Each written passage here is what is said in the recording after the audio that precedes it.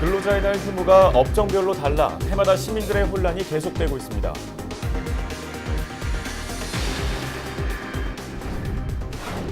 정부의 개헌안에 근로를 노동으로 바꾸는 내용이 포함되면서 근로자의 날을 노동자의 날로 변경하자는 움직임이 일고 있습니다. 워라밸 등 근무 환경이 개선되고 있지만 폭언과 성희롱 등 직장 내 괴롭힘이 여전히 줄지 않고 있는 것으로 나타났습니다. 각종 도시 개발로 시민들의 생활이 윤택해지고 있지만 정작 원주민들은 삶의 터전을 잃어버리고 내쫓기는 부작용이 속출하고 있습니다.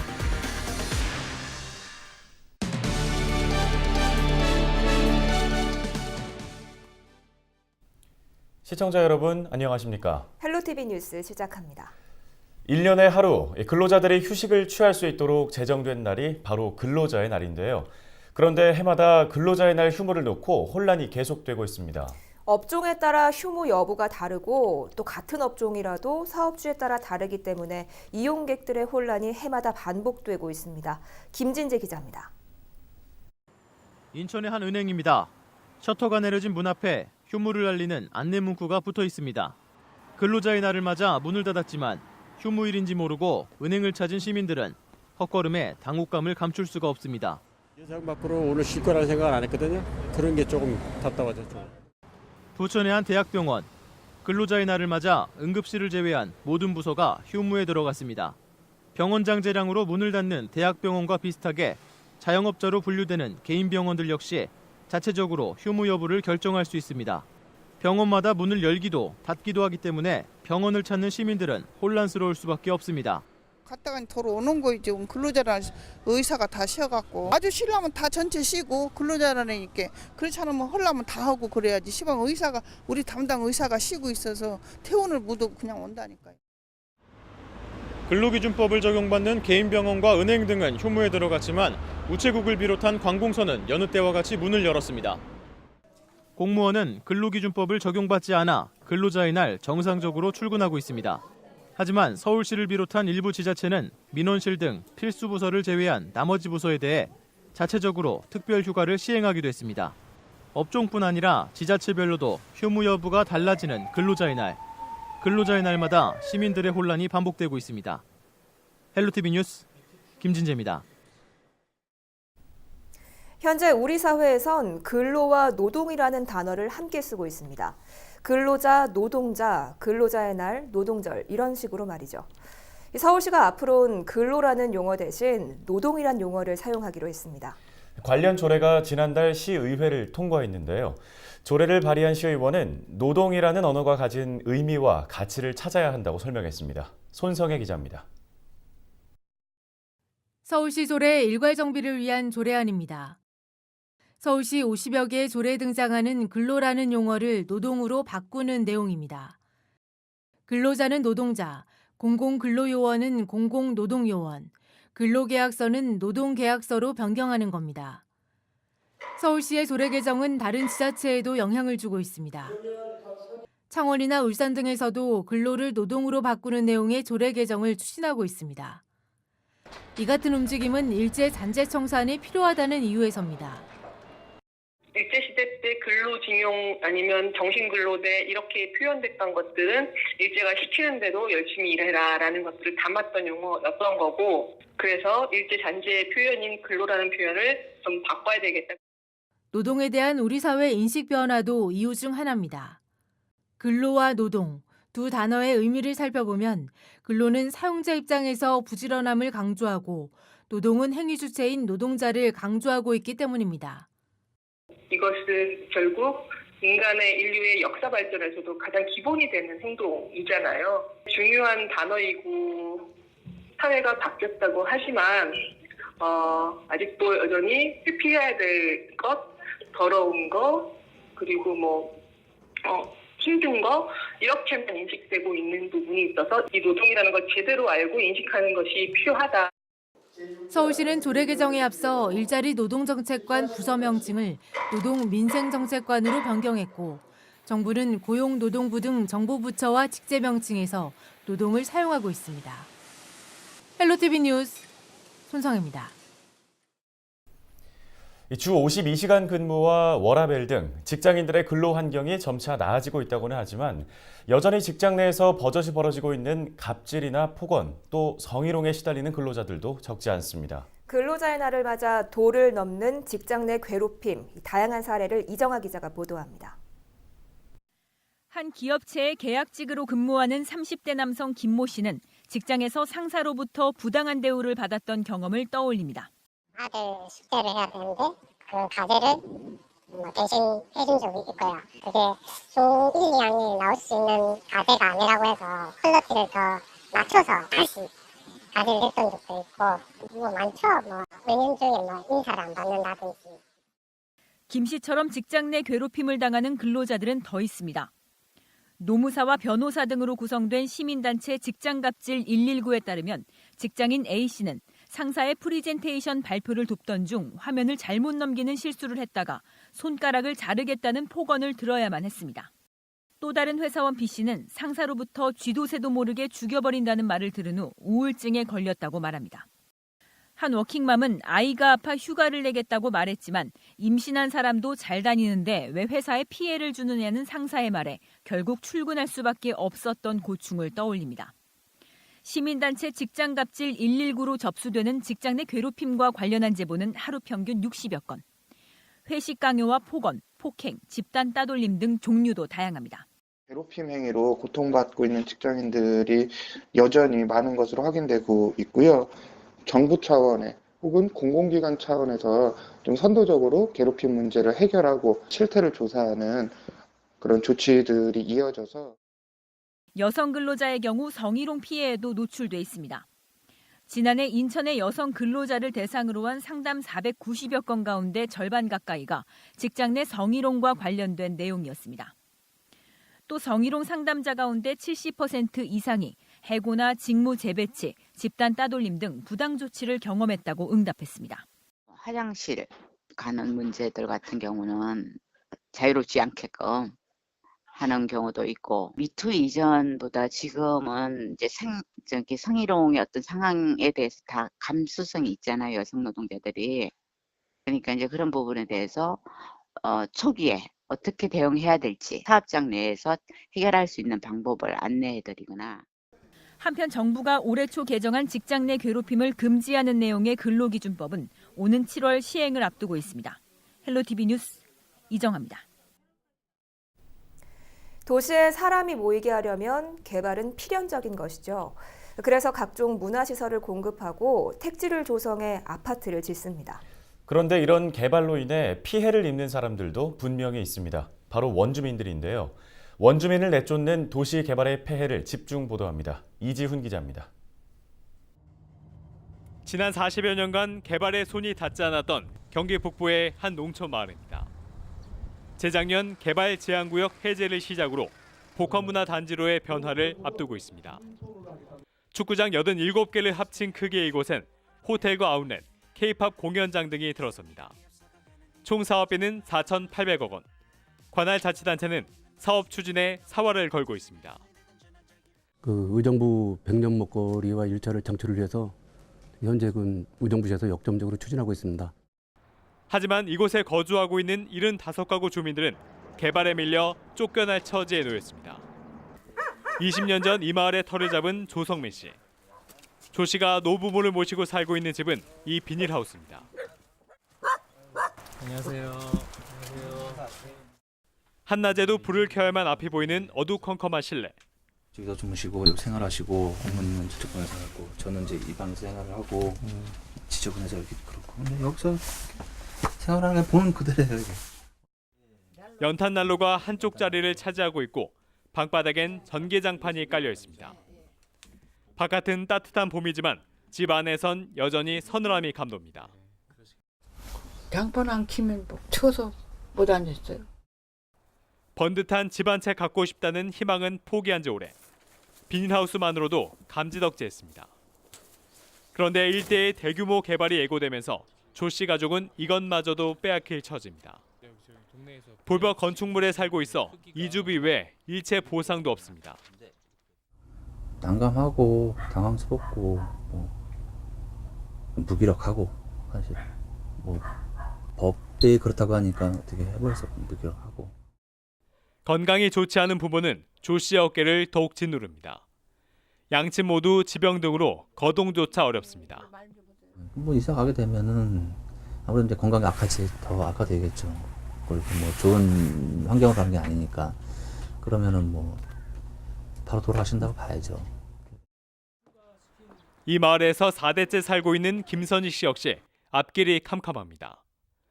온 가족이 살 수 있는 집을 지어 현재 시어머니를 모시고 살고 있는데 이 집도 곧 헐릴 처지입니다.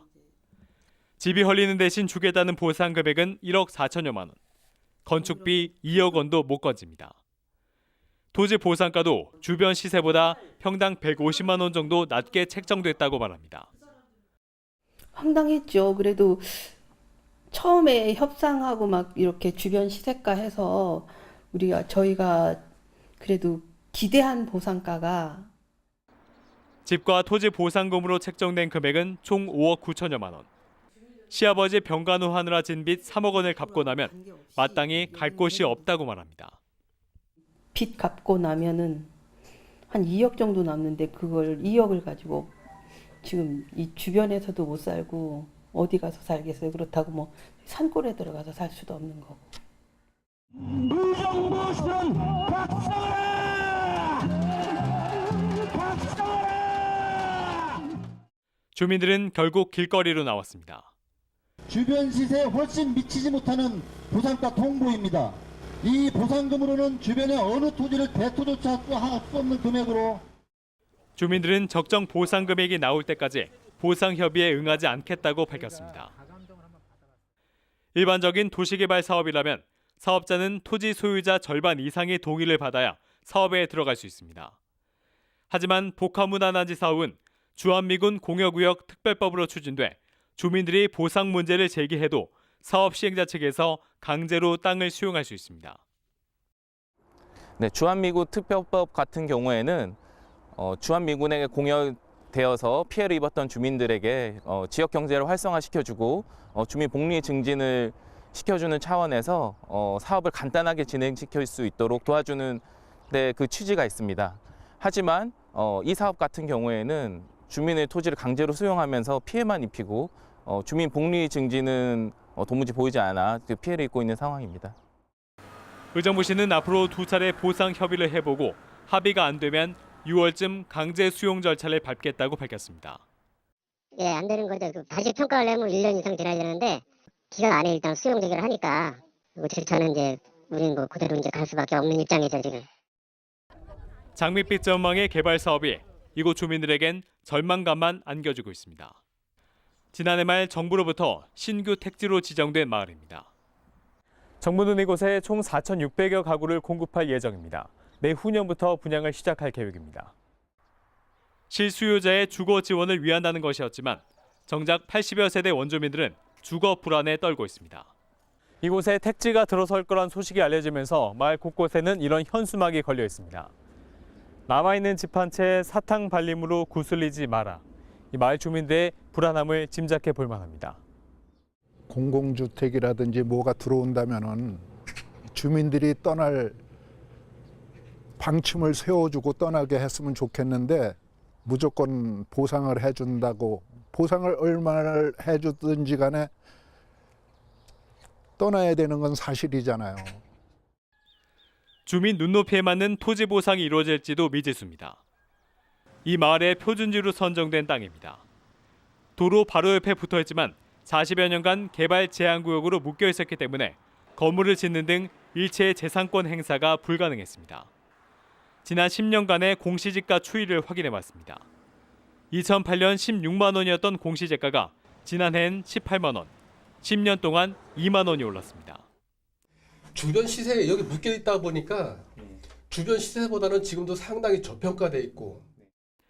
하지만 관련법은 공익사업에 따른 토지 보상을 할 경우 공시지가를 기준으로 보상 금액을 결정한다고 규정해두고 있습니다. 보상 금액이 시세와 차이가 날 수밖에 없는 이유입니다.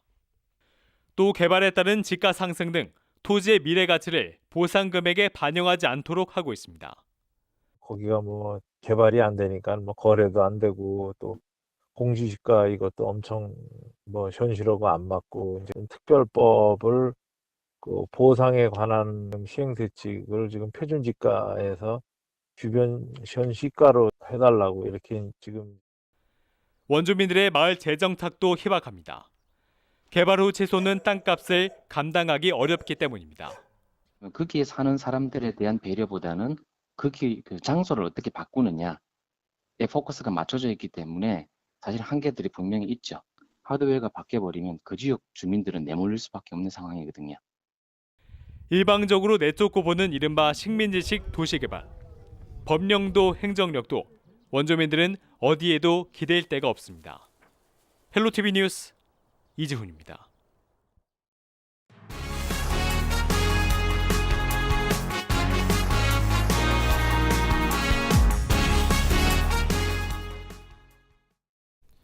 (40대) 남성이 뺑소니 차량에 치여 숨지는 사고가 일어났습니다.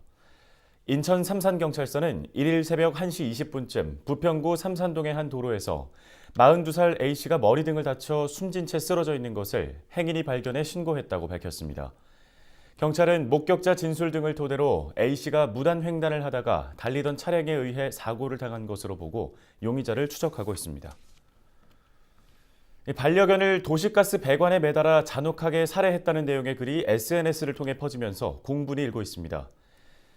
해당 영상은 지난달 29일 의정부의 한 주택가에서 촬영된 것으로 목격자에 따르면 개 주인이 개를 도시가스 배관에 매달아 패대기 치고 있었다며 개 2마리가 이런 식으로 죽었다고 전했습니다. 신고를 받고 출동한 경찰은 개 주인을 상대로 정확한 사건 경위를 조사하고 있는데요. 한편 개 주인이 키우던 또 다른 개 2마리는 동물보호단체로 인계돼 보호를 받고 있습니다. 화재로 근로자 9명을 숨지게 한 혐의로 구속 기소된 인천 남동구 세일전자 대표가 금고형 집행유예를 선고받고 석방됐습니다. 인천지방법원은 지난달 30일 열린 선고 공판에서 업무상 과실치상 등 혐의로 구속 기소된 세일전자 대표 60살 A씨에 대해 금고 1년 6개월에 집행유예 3년을 선고했습니다. 재판부는 화재가 발생하기 전 수차례 정전이 있었지만 개선 조치가 없었다며 업무상 과실이 인정된다고 판단했습니다. 반면 A씨가 평소 2차 감독 업무를 주로 하는 등 관여 정도가 크지 않은 점을 고려했다며 양형 이유를 밝혔습니다. A씨는 지난해 8월 21일 오후 3시 40분쯤 세일전자 공장 4층에서 발생한 화재로 근로자 9명을 숨지게 하고 5명을 다치게 한 혐의로 기소됐습니다. 고용승계에서 제외된 김포시 환경미화원 8명을 다시 고용하라는 지역 시민사회의 목소리가 높아지고 있습니다. 김포정치개혁시민연대는 30일 성명서를 내고 김포시가 생활폐기물 용역업체를 변경하는 과정에서 고용승계가 되지 않은 환경미화원 8명을 전원 고용해야 한다고 촉구했습니다. 시민연대는 과거 비리 혐의를 저지른 해당 용역업체와의 계약은 유지해놓고 환경미화원들의 고용승계는 강제하지 못한다는 김포시의 태도를 이해할 수 없다며 강하게 반발하고 있습니다. 서울시가 맞벌이 부부나 야간 근무를 하는 학부모를 위한 거점형 시간연장 어린이집을 확대합니다. 서울시는 2022년까지 거점형 시간연장 어린이집을 총 400곳까지 늘린다는 계획입니다. 우선 시범 대상지로 선정한 은평구와 노원구에 있는 어린이집 13곳을 거점형 시간연장 어린이집으로 지정했습니다. 시간연장 어린이집으로 선정된 곳은 이달부터 시범 운영에 들어가고 만 5세 이사 아동이 이용할 수 있습니다. 이용 신청은 서울시 보육 포털 서비스에서 회원 가입 후 집에서 가까운 시간연장 어린이집을 선택하면 됩니다. 인천시 계양구는 최근 지역 내 주유소 가운데 우수 주유소 4곳을 선정했습니다. 계양구는 가격과 품질, 편의시설 등이 잘 갖춰졌다고 평가받은 서운동 주유소 등 계양 지역 내 모두 4곳의 우수 주유소를 뽑았다고 밝혔습니다. 특히 공정성을 위해 지역 내 33개 주유소를 대상으로 유가정보 시스템에서 가격 조사를 진행했습니다. 우수 주유소로 선정된 곳은 클린 주유소 지정서와 명판을 6개월 동안 걸 수 있고 계양구 홈페이지에도 상호와 주소가 공개될 예정입니다.